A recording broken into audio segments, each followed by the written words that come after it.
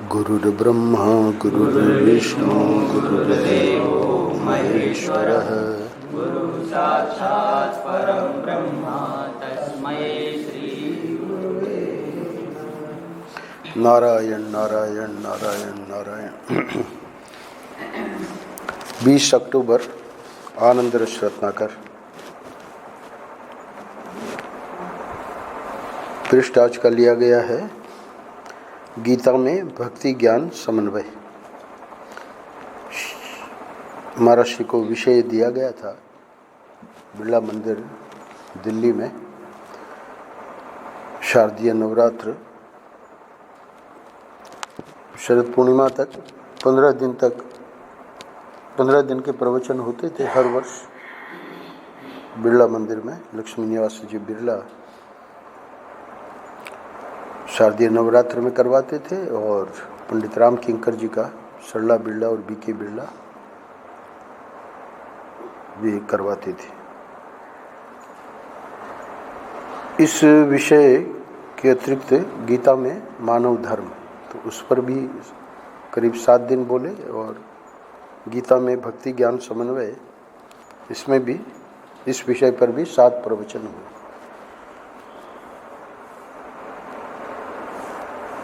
हम सेवा में आए उसके पूर्व ये प्रवचन हो चुके थे, पुस्तक भी छप चुकी थी। तो बहुत ही जब पढ़ी हमने पुस्तक गीता में मानव धर्म और गीता में भक्ति ज्ञान समन्वय, अद्भुत प्रवचन महर्षि के। आगे चल के 2 पुस्तकें बना दी गई। गीता में मानव धर्म को अलग कर दिया और इसको गीता में भक्ति ज्ञान समन्वय इसको अलग कर दिया। इस ग्रंथ में से 7 प्रवचन ही है, ज़्यादा बड़ी पुस्तक नहीं है, छोटी पुस्तक ही है। इस आनंद रस रत्नाकर में 6 पृष्ठ लिए गए हैं। जून महीने में सिर्फ गीता के ही पृष्ठ हैं। पूरे जून महीने में गीता से संबंधित ही जो महर्षि के प्रवचन हुए, तो वहाँ पर इस ग्रंथ में से 3 पृष्ठ हैं जून महीने में। जुलाई में 1 पृष्ठ है, अक्टूबर में ये आज का पृष्ठ है और 1 पृष्ठ आगे चल के अगले महीने में 29 नवंबर में। ये मैंने इसलिए बताया कि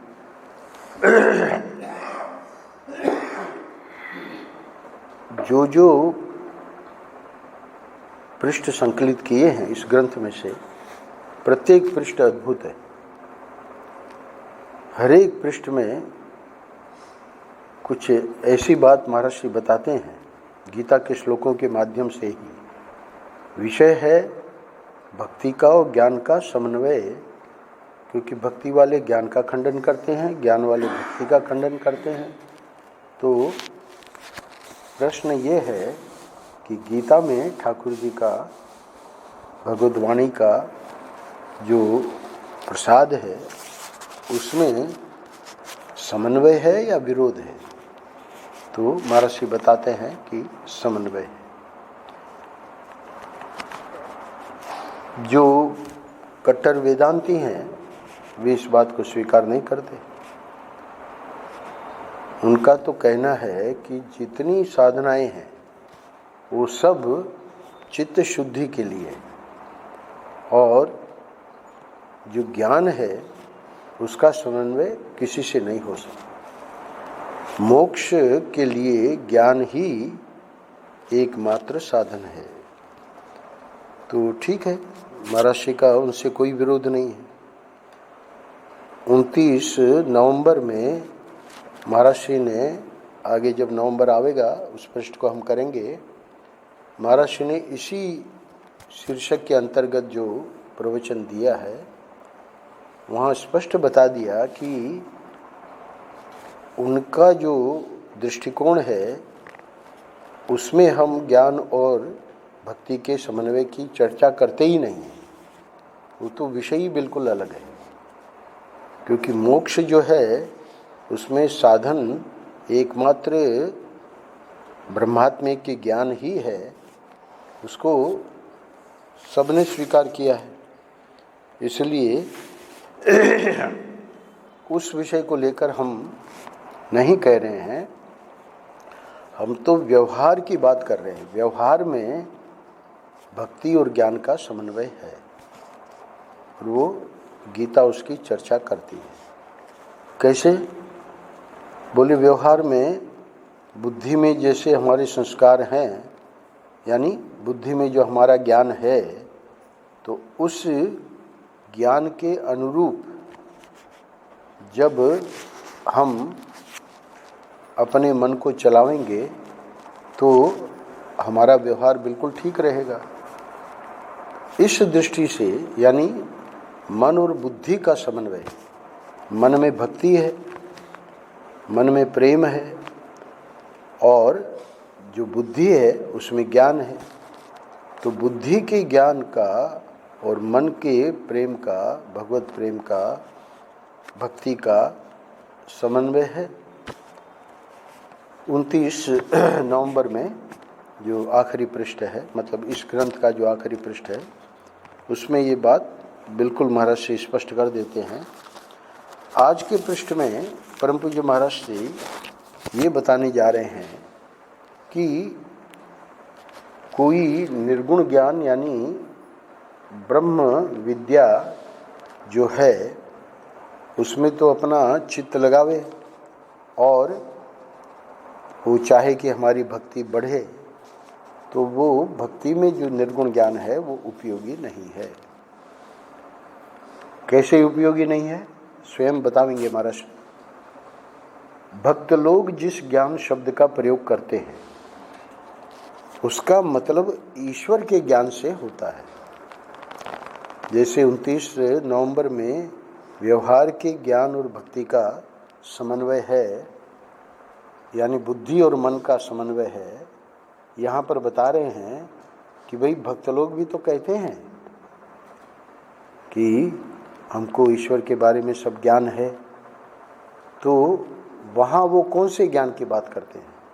क्योंकि वेदांती लोग कुछ और बात करते हैं, उसी बात को समझा रहे हैं। भक्त लोग जिस ज्ञान शब्द का प्रयोग करते हैं उसका मतलब ईश्वर के ज्ञान से होता है। क्या मतलब हुआ? जो ईश्वर सृष्टि का कर्ता, भरता और हरता है। कर्ता यानी उत्पत्ति, भरता यानी पालन करने वाला, हरता यानी प्रलय करने वाला। तो उत्पत्ति, स्थिति, प्रलय का करने वाला जो ईश्वर है वो सर्वज्ञ है, सर्वांतर्यामी है, परम दयालु है, भक्त का पक्षपाती है। उसके ज्ञान को, उस ईश्वर के ज्ञान को भक्त लोग ज्ञान कहते हैं। और वो जो ज्ञान है वो ज्ञान भक्ति का मददगार होता है। तो फिर ये वेदांती लोग ज्ञान, किस ज्ञान की बात कर रहे हैं? किंतु निर्गुणिया लोग अशब्द, अस्पर्श, अरूप, अरस, अगंध, अहर्ष, अदीर्घ, अनघ परमात्मा के ज्ञान को ज्ञान कहते हैं। उनका परमात्मा, निर्गुणिया जो लोग हैं उनका जो परमात्मा है निर्गुण, निर्विशेष, निर्धर्मक है। इसलिए वह ज्ञान भक्ति में उपयोगी नहीं होता। मैंने बताया था उमा बहन करके आश्रम में रहती थी। विवेक चूड़ामणि का संभव है महर्षि का प्रवचन यहाँ वृंदावन में लगाया गया होगा। हम लोग तो कलकत्ता में थे, महर्षि उस समय कलकत्ता में थे। तो पत्र आया उमा बहन का कि विवेक चूड़ामणि का प्रवचन हमको बहुत अच्छा लगा और आप आज्ञा दे। बहुत अच्छा लगा मतलब एक आध प्रवचन सुना होगा, तो आप आज्ञा दे तो क्या हम इसको विवेक चूड़ामणि को पढ़ सकती हैं? ग्रंथ को पढ़ने के लिए अनुमति मांगी, आज्ञा मांगी। यानी हमको पढ़ना चाहिए कि नहीं पढ़ना चाहिए, महाराज ने जवाब लिखवाया कि वो तुम्हारे लिए नहीं है। यहाँ क्या कह रहे हैं महाराज ने? कह रहे कि ये जो निर्गुणिया लोग का ये जो तत्व का जो ज्ञान है, जिसको वह शब्द स्पर्श रूप रस गंध उपनिषदों में इन्हीं शब्दों में बताया गया है, उस ज्ञान का स्वरूप, सगुण ज्ञान का स्वरूप ऊपर बताया महाराज ने कि जो ईश्वर सृष्टि की उत्पत्ति स्थिति प्रलय करता है, जो सर्वज्ञ है, सर्वांतर्यामी है, परम दयालु है, तो उसकी भक्ति, उसका ज्ञान भक्त लोग उसी के ज्ञान को ज्ञान कहते हैं, यानी उस ईश्वर के ज्ञान को ज्ञान कहते हैं। सगुण साकार ईश्वर का ज्ञान ही भक्त लोगों की दृष्टि में ज्ञान है। और ये निर्गुणियों का जो ज्ञान है वो तो निर्विशेष निर्धर्मक निर्गुण है, इसलिए वह ज्ञान भक्ति में उपयोगी नहीं होता है। महाराज ने क्यों मना किया? क्योंकि वो जो ज्ञान है भक्ति में उपयोगी नहीं होता। भक्त लोग ज्ञान शब्द का प्रयोग करते हैं सगुण परमेश्वर के ज्ञान के अर्थ में, और अद्वैत वेदांती ज्ञान शब्द का प्रयोग करते हैं आत्मा और ब्रह्म की एकता के अर्थ में। बिल्कुल स्पष्ट कर दिया 2 पैराग्राफ में कि गीता में जो भक्ति ज्ञान समन्वय विषय दिया गया है, तो वो जो भक्ति ज्ञान समन्वय है जिसके 29 नवंबर में उस पृष्ठ पे चर्चा करेंगे महाराज श्री, वो व्यवहार वाला बुद्धि में जो हमारे ज्ञान है और जो मन में भक्ति है, तो उस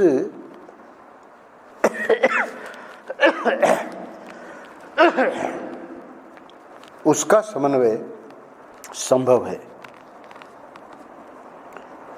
वे यानी अद्वैत वेदांती निर्विशेष ज्ञान को ज्ञान कहते हैं।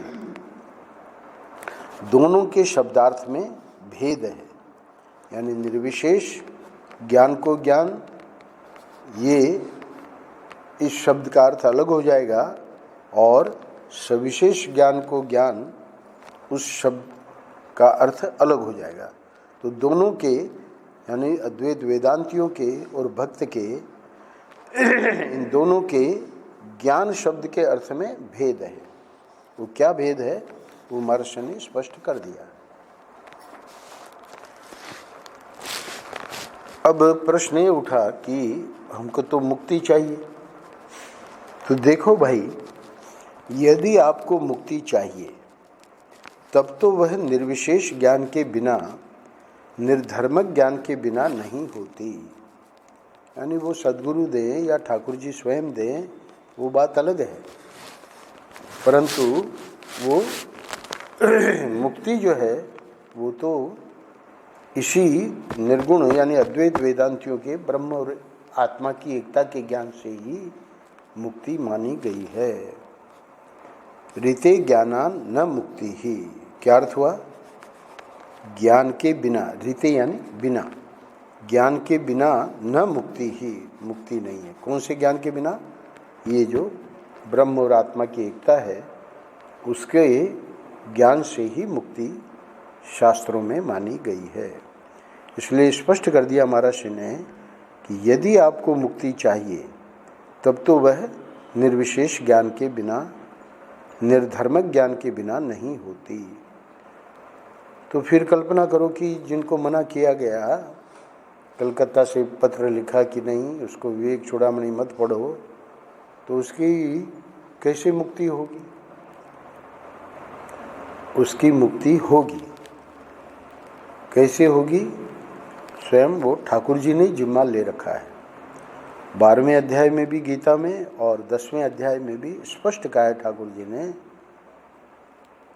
ये तो सर्वाणि कर्माणि मयि सन्न्यस्य मत्पराः, और मयि चानन योगिन, मेरे प्रति जो भक्ति है, ऐसे जो भक्त हैं, तेषाम अहम समुद्धर्ता मृत्यु संसार सागरात्, भवामि न चिरात् पार्थ मय्या वेशित चेतसाम।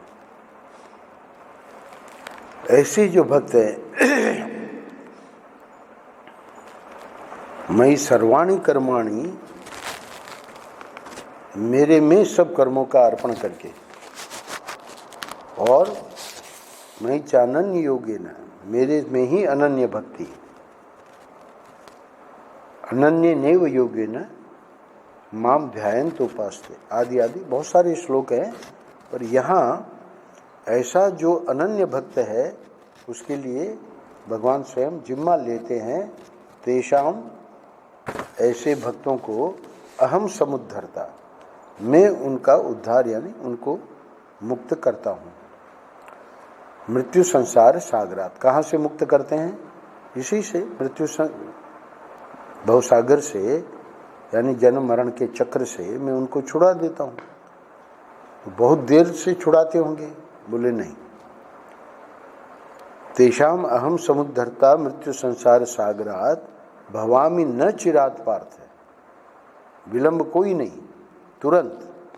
भवामि न चिरात पार्थ मैया वेशित चेतसाम, क्यों? क्योंकि उनका जो मन है वो मेरे में पूर्णतया लगा हुआ है। तो ऐसे जो अनन्य भक्त हैं उसका जिम्मा भगवान ने 10वें अध्याय में भी है, भगवान के ऐसे वचन। तो इसलिए उनको कोई माथापच्ची करने की जरूरत नहीं है। अब आइए, जो भक्त है वो क्या करता है? किंतु जहाँ सगुण का ज्ञान, सगुण का दर्शन, सगुण का साक्षात्कार प्राप्त करना है, वहाँ भक्ति ही स्वतंत्र है। निर्गुण का दिन रात निर्गुण के उसमें लगा हुआ है, ब्रह्मात्मे के बोध में, और अगर चाह रहा है कि हमको भगवान के दर्शन हुए, तो ये उल्टा हो गया। मुक्ति के लिए ठीक है, तुम अपनी साधना करो, परंतु अगर सगुण का ज्ञान, सगुण का दर्शन, सगुण का साक्षात्कार प्राप्त करना है, परम पूज्य महाराज जी कह रहे हैं कि वहाँ भक्ति ही स्वतंत्र है, वहाँ ज्ञान को लाने की जरूरत नहीं है। कौन सा ज्ञान? निर्गुण वाला ज्ञान। निर्गुण ज्ञान भक्ति में उपयोगी नहीं है, आज के पृष्ठ का शीर्षक है। सगुण परमेश्वर के ज्ञान से ही भक्ति होती है। इस प्रकार दोनों का विषय अलग है। इसीलिए मौनी जी ने ये जब आनंद रस रत्नाकर देखते रहते हैं तो हमको कहा कि स्वामी जी आपने ये वेदांत के पृष्ठ बीच बीच में क्यों रख दिए? तो उनका भाव यही था कि अगर एक ऐसा ग्रंथ हो जाता जिसमें भक्ति की सब चर्चा होती, तो हमने कहा कि वो उद्देश्य यहाँ इस ग्रंथ का नहीं था। यहाँ तो महाराज जी ने किन किन विषयों पे प्रकाश डाला है, उनके संपूर्ण साहित्य में से करीब 80 ग्रंथों में से पृष्ठ लिए गए हैं। तो वेदांत तो महर्षि का मुख्य विषय था, इसलिए उसकी अगर उपेक्षा कर देते और कोई भी उस प्रकार का ग्रंथ विद्वान के हाथ में जाता और ये कहा जाता कि भाई इसमें महर्षि के ग्रंथों का जो है लबो लबाब है, तो उनको तो बड़ी निराशा होती, क्योंकि उनको तो पता है कि महर्षि तो वेदांत में जैसा सरल करके बोलते थे वैसा तो बोलने वाला मधुसूदन सरस्वती जी यानी 500 साल पहले एक महापुरुष हुए, उसके बाद महर्षि का ही नाम आता है। तो इसलिए हमने कहा कि वो पृष्ठ तो हम पुस्तक छपेगी उस दृष्टि से नहीं बना रहे थे, पर जैसे जैसे ग्रंथ हमारे सामने आते थे हम उसमें से लेकर कि लोगों की कई उलझनें होती हैं, अध्यात्म में कई प्रकार के प्रश्न होते हैं। तो जैसे जैसे महर्षि को पढ़ते जाएंगे अपने आप वो ग्रंथियाँ छूटती जाती हैं। सत्संग का, सत्साहित्य का जो उद्देश्य वो यही है कि ग्रंथियाँ जो हैं हमारे हृदय में जो प्रश्न हैं उनका समाधान इस प्रकार होवे जिससे कि हमेशा हमेशा के लिए हमको वो ग्रंथि जो है फिर उसको हटाने के लिए दूसरा कोई प्रयास नहीं। अब आज का पृष्ठ देखिए कितना स्पष्ट करके कह रहे हैं। अब देखो दोनों को अलग अलग, अब चूँकि विषय तो दिया गया है गीता में भक्ति ज्ञान समन्वय, और यहाँ स्पष्ट बता रहे हैं कि ये जो समन्वय है वो अलग प्रकार का, यहाँ मतलब इस पुस्तक में प्रवचनों में जिसको कि आगे लिया है, यहाँ अलग अलग क्यों देखना पड़ रहा है, क्योंकि ऊपर बता दिया है कि सगुण का अलग है और निर्गुण का उद्देश्य अलग है। जिसका हृदय कोमल है, भगवान का नाम सुनकर, रूप एवं गुणानुवाद सुनकर, उनका सौंदर्य माधुर्य सुनकर जिसका हृदय पिघल जाता है, सही बात है, हृदय जिसका कोमल है, तो जब कथा सुनाई जा रही है, और वो भी कथा किसके द्वारा, ऐसे महापुरुषों के द्वारा जिनको है ना भक्ति का, जैसे डोंगरे जी महाराज कथा करते थे, स्वयं रो रहे हैं, रोते जा रहे हैं, कथा करते जा रहे हैं, तो उनकी कथा में कोई भी बैठ के सुनेगा तो स्वाभाविक है कि भगवान का नाम, उनका गुणानुवाद, उनका सौंदर्य, उनका माधुर्य, वो जब सुनेगा ऐसे महापुरुष के द्वारा तो हृदय पिघल जाएगा और भगवान की भक्ति में मस्त हो जाता है। कौन? ऐसा जिसका हृदय कोमल है, वह चाहे स्त्री हो या पुरुष। तो दोनों को अलग अलग बता रहे हैं। तो इसको क्या करना चाहिए? उसको भक्ति के मार्ग से ही चलना चाहिए। अब स्पष्ट हो गया कि उमा बहन को मना क्यों किया, क्योंकि उसको भक्ति के मार्ग को नहीं छोड़ना है। भगवान ने स्वयं जिम्मा ले रखा है, मुक्ति भी अगर वो भक्त चाह रहा है वो भी भगवान दे देंगे। भगवान के पास किसी चीज़ की कमी नहीं है। तो इसलिए ऐसे जो हैं तो गुरु ही मार्गदर्शन करते हैं। हम अपने मनमानी तो अपना लगाएंगे दिमाग, विवेक चूड़ामणि पढ़ने लगेंगे, पर नहीं, गुरु से आज्ञा लेकर। अगर वो मना कर रहे हैं उसको छूना ही नहीं है, उसको भक्ति के मार्ग से ही चलना चाहिए। क्यों? क्योंकि गुरु जानते हैं कि इसका कल्याण जो है वो भक्ति के मार्ग से ही होगा। अब दूसरे को लीजिए। दूसरा कौन है? किंतु जिसका हृदय भगवान का नाम सुनकर, गुण सुनकर, सौंदर्य माधुर्य सुनकर भी द्रवित नहीं होता, कंठ गदगद नहीं होता, वह अद्रुत चित्त साधक ज्ञान का अधिकारी है। एक होता है द्रुत चित्त, एक होता है अद्रुत चित्त। तो जो द्रवित हो जाए उसको कहेंगे द्रुत चित्त, और जो द्रवित न होवे उसको कहेंगे अद्रुत चित्त।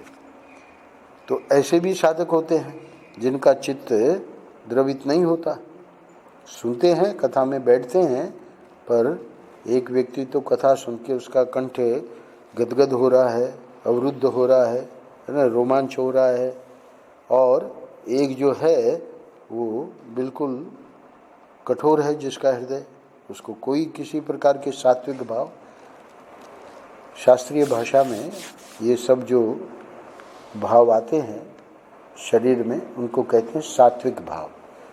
तो इस कठोर हृदय वाले के कोई सात्विक भाव नहीं है, कोई रोमांच नहीं है, कोई अश्रुपात नहीं है, कुछ नहीं है।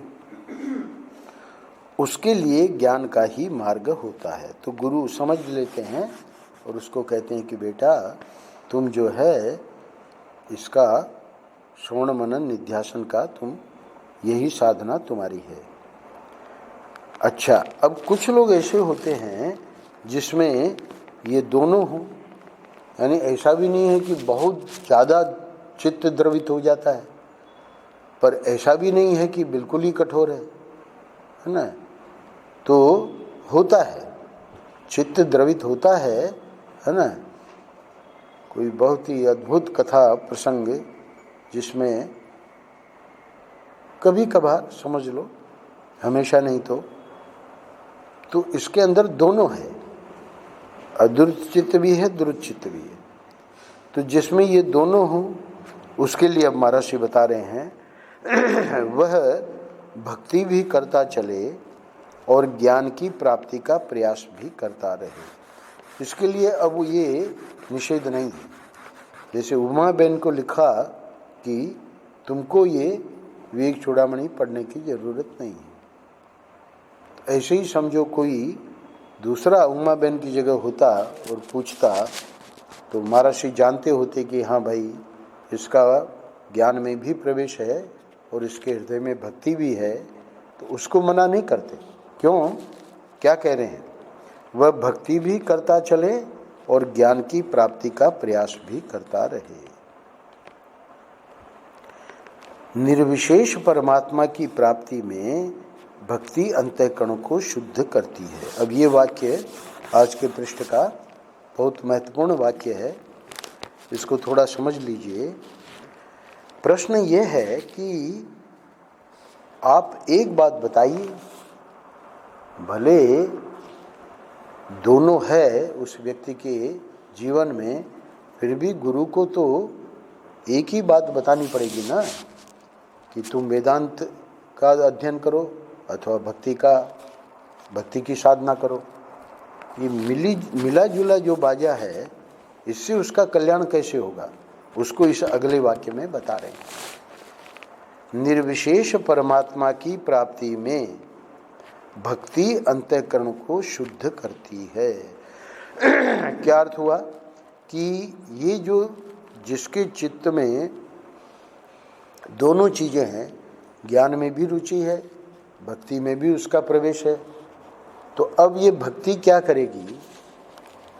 उसको रोकना नहीं है अपने को कि भाई ज्ञान का मैं श्वेता शोधर की क्लास में नहीं जाऊंगा, है ना, अथवा हमारे फणिराज जी 4था अध्याय गीता का कर रहे हैं उसमें हम नहीं बैठेंगे, ऐसा कुछ नहीं।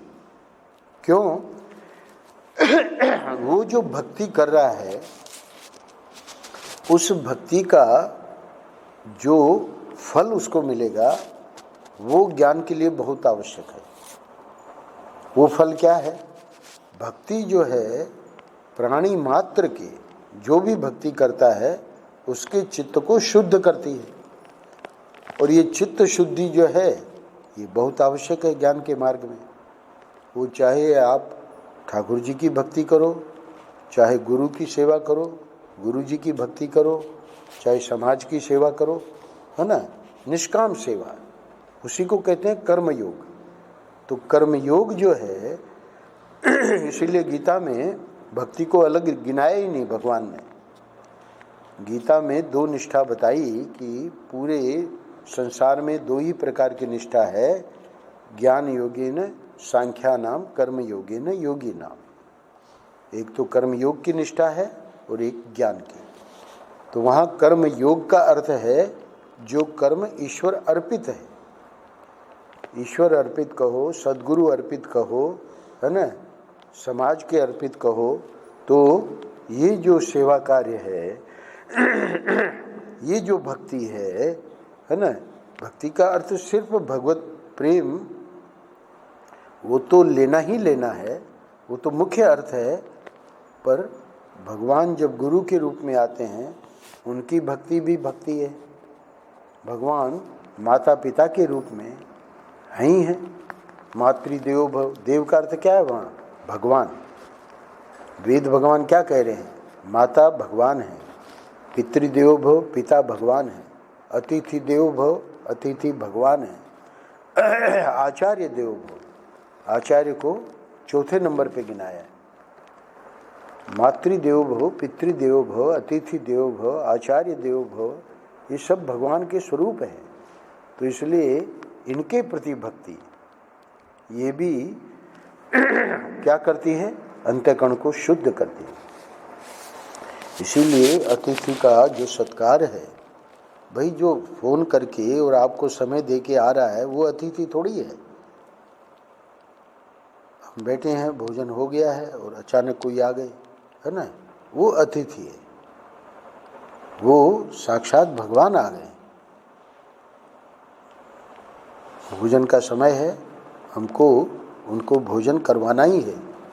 पर स्वामी जी की रसोई तो पूरी हो गई, अब तो कुछ है ही नहीं।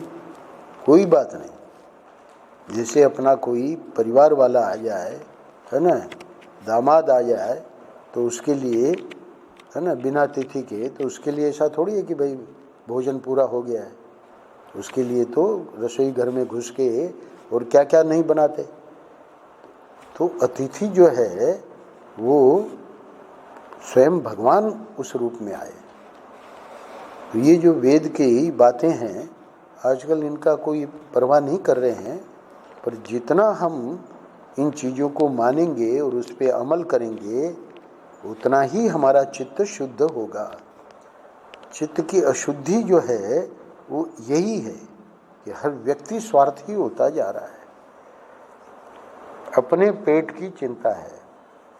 कल रमणानंद जी का मैं सुन रहा था, पिछली बार आए थे, गोपालगढ़ में ही रुके थे।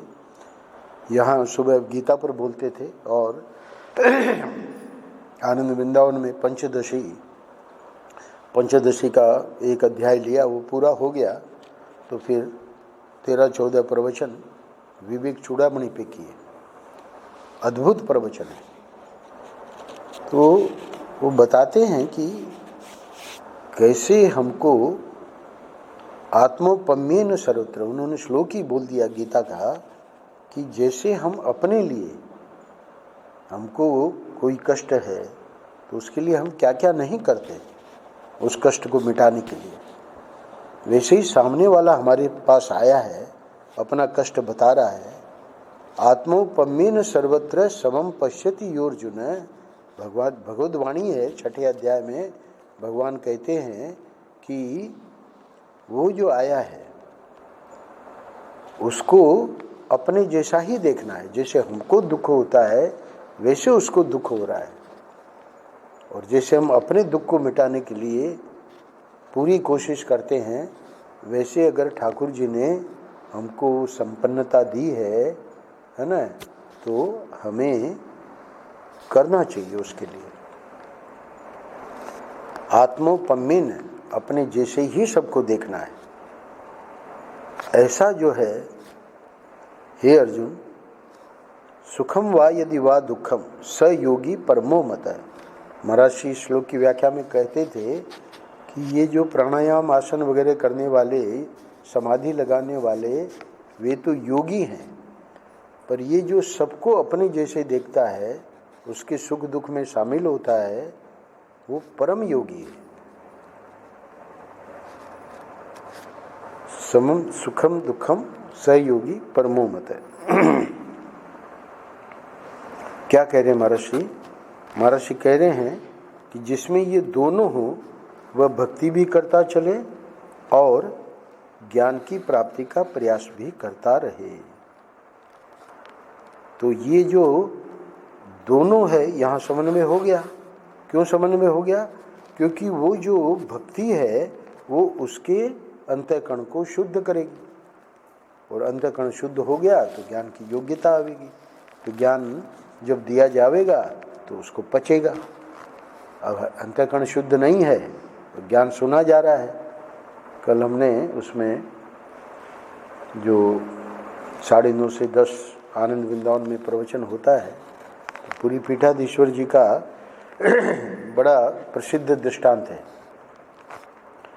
मोटरसाइकिल या स्कूटर पे पेडल मारते जा रहे, चल ही नहीं रही है। समझ में नहीं आ रहा क्यों नहीं चल रही है। और उतने में ध्यान गया कि ऐसा तो नहीं है कि पेट्रोल ही नहीं हो। खोल के ढक्कन देखा, पेट्रोल है ही नहीं। तो पेट्रोल नहीं है तो कितना ही पेडल मारो, वो नहीं चलना है। ऐसे ही जब चित्त ही शुद्ध नहीं है तो ये जो श्रवण मनन निध्यासन, ब्रह्मात्म के बोध अथवा ज्ञान का जो विचार है, वो पेडल मारने जैसा है बिना पेट्रोल की गाड़ी पर।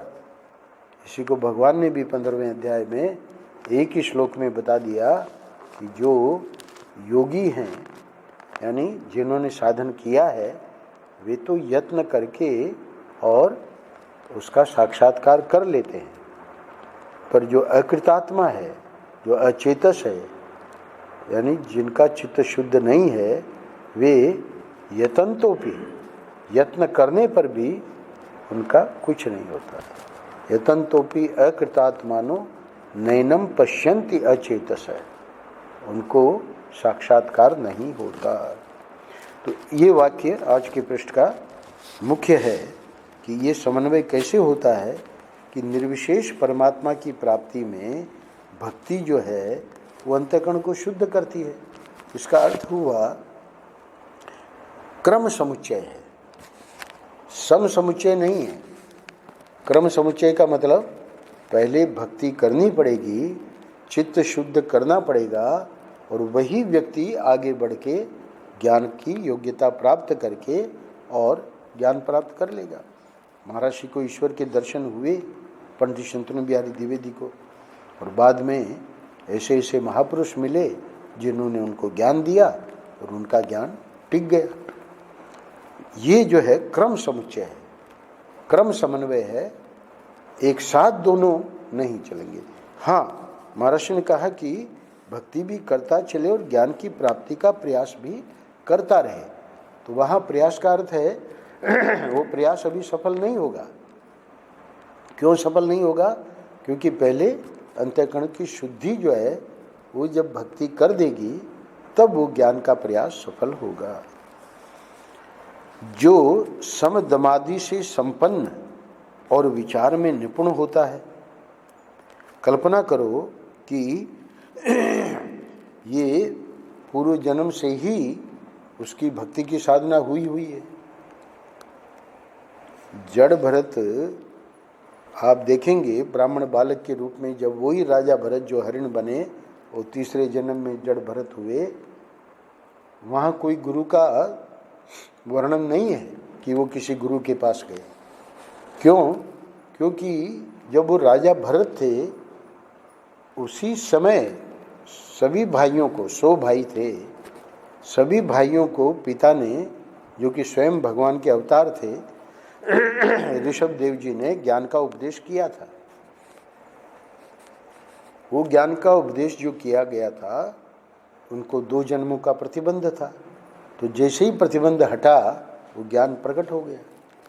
तो कोई कोई ऐसे होते हैं जो समदमादि से संपन्न और विचार में निपुण होते हैं। तो ये जो हैं, अब उनको ये नहीं कहा जाएगा कि भाई आप भक्ति की क्लास में जाओ, वो तत्व ज्ञान का अधिकारी होता है। किंतु जो श्रद्धालु होता है ना, अभी इतने आगे की उसकी साधना न तो पूर्व जन्म की है न इस जन्म की है, तो उसको तो भक्ति करनी ही पड़ेगी। नारायण नारायण नारायण नारायण। श्री राम जय जय राम।